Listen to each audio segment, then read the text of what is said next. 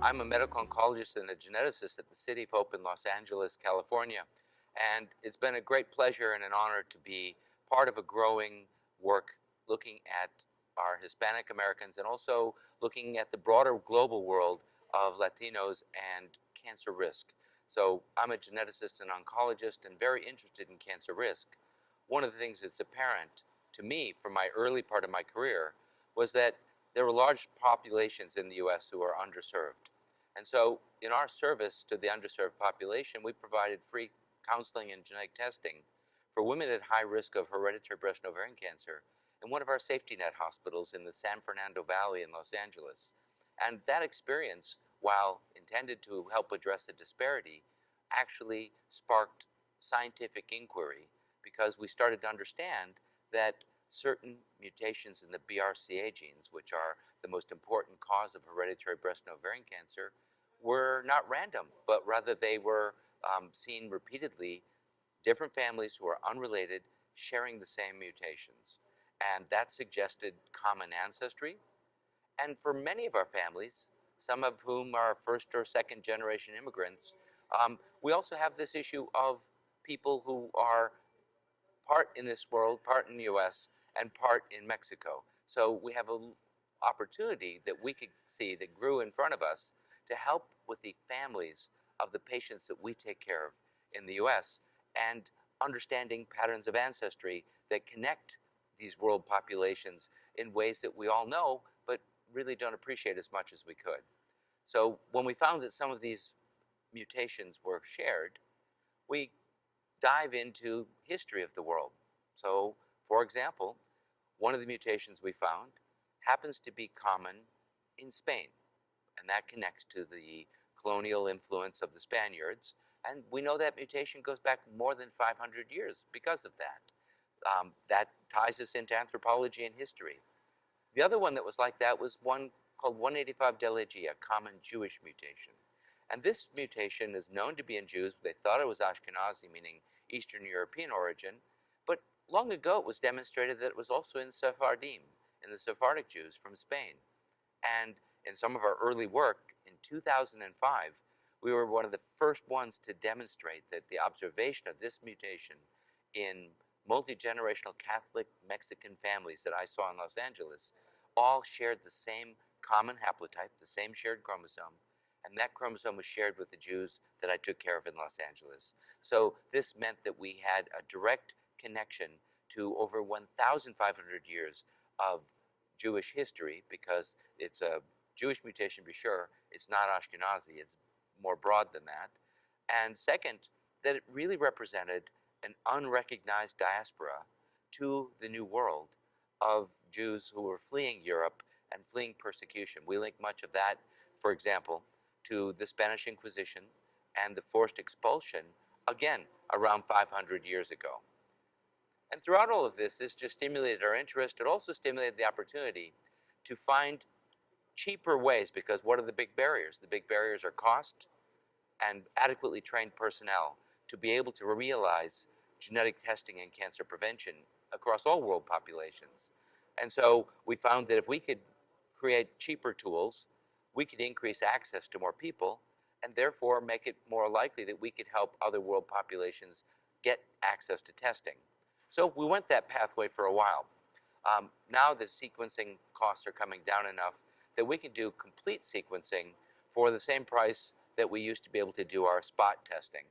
So over time, we've recognized that while we were learning how to take care of the Latinos in our home community, so what we found was that as we tried to understand how to serve our population locally, and in one center where I go, 80% of the population are Latino, and most of them speak mostly Spanish. So that meant I also had to grow my program in terms of bilingual and bicultural genetic counselors, which was another key. And then also learning how to emphasize certain things in that care. For example, the importance of family. So familialismo, if I can pronounce that correctly, was an important concept because many Latinos who are under breast cancer treatment would not necessarily want to take care of themselves, but want to take care of their family. So we emphasized that the genetics was one way that they could take care of their family, was by getting genetic testing. Even though it seemed selfish to them, it was actually for their family. And that was actually an insight in how we can take care of patients better and get them to participate in the genetic testing process.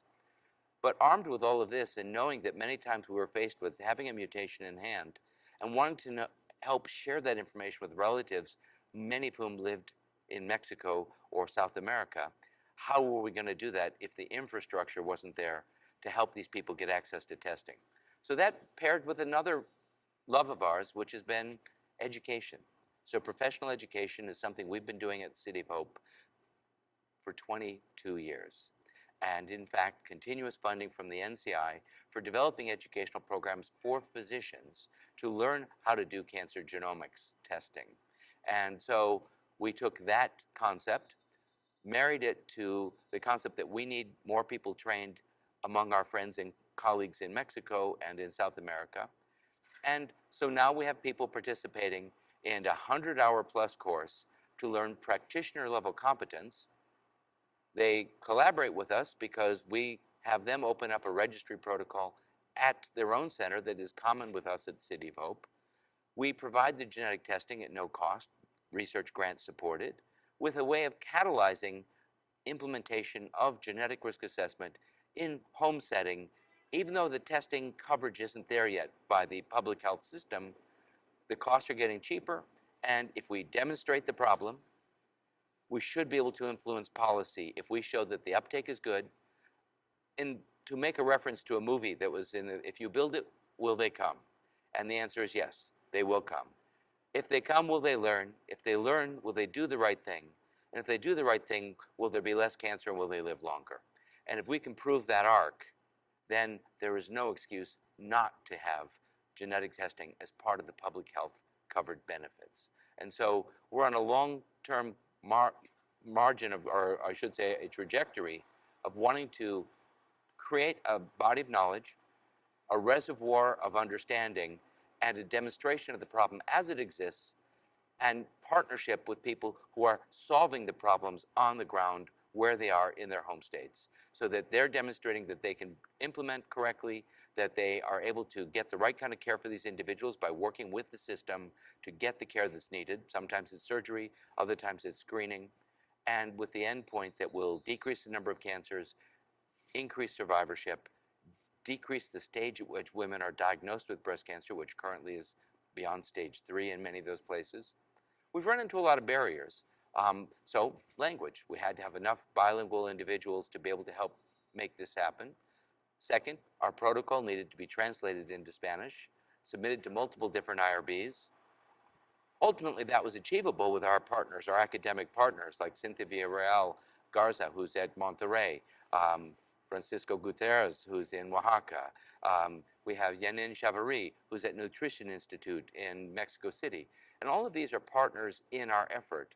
And that seemed fine. We could get through the IRB. But the next problem was, how do we ship samples across international borders to get the analysis done?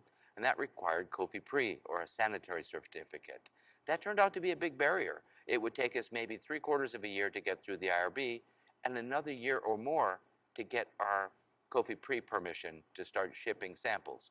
This turned out to be a big barrier, so we hope to find solutions that make that more easy to do and more durable using a common protocol of multiple institutions. Ultimately, the expectation is build the infrastructure, build the expertise, and these centers will become self-propagating, that there'll be a network of oncologists and geneticists within Mexico and Latin America that are working together as a team-oriented approach to improving the state of care and to changing policy and having a strong voice together. We also need to engage advocacy organizations. So when I've traveled to Mexico, I've met with several advocacy organizations, partly to help reassure them that doing genetics wasn't going to take resources from women needing screening and treatment for cancer, but could only enhance it by allowing for more intelligent allocation of limited resources to those that had the highest risk and thus needed it the most.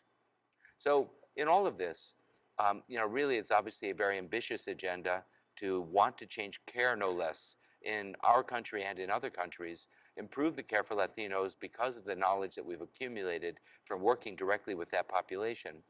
But also, along the way, I made some of the best friends of my career. So I have great colleagues who are the most gracious and smart and kind people that I've met in all of my international work. I've appreciated very much my colleagues in all of the countries and places in Mexico and South America that we've worked with. We've been working in Lima, we're working in Bogota, we're working in Mexico City, Guadalajara, and Monterrey, and soon in Oaxaca. So again, this has been a passion, a joy, and great fun to do, as well as puts a few stamps in my passport.